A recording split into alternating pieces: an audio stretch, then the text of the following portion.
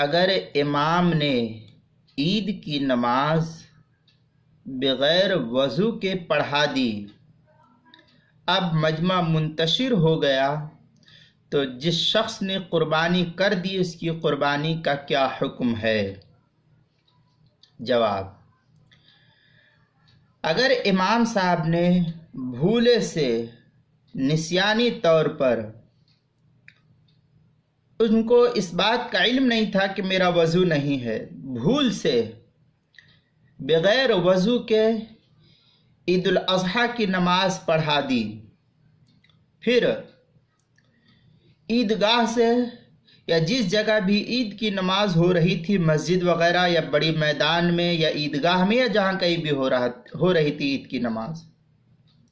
مجمع سب کا سب بکھر گیا، منتشر ہو گیا، چلا گیا۔ منتشر ہونے کے بعد اب یاد آیا کہ میں نے تو وضو نہیں کیا تھا، اسی طریقے سے نماز پڑھا دی، تو دوبارہ نماز عید کا حکم نہیں ہے، یعنی اب دوسری مرتبہ عید کی نماز پڑھنے کا حکم نہیں دیا جائے گا۔ لیکن اگر ابھی مجمع سب کا سب اکٹھا ہے،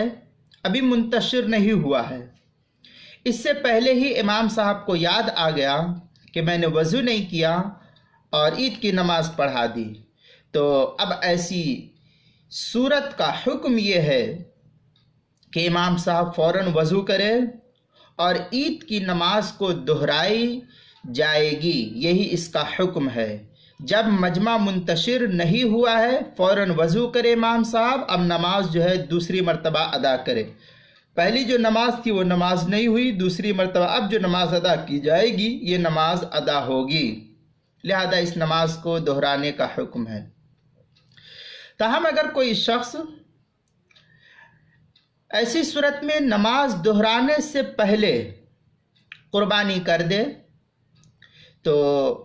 فقہا کی عبارات سے یہ بات معلوم ہوتی ہے کہ فقہا یہ لکھتے ہیں استحساناً اس شخص کی قربانی درست مانی جائے گی، اب اس کو دوسری قربانی کا حکم نہیں دیا جائے گا، استحساناً اس کی قربانی کے جواز کا حکم دیا جائے گا اور اس کی یہ قربانی درست ہوگی۔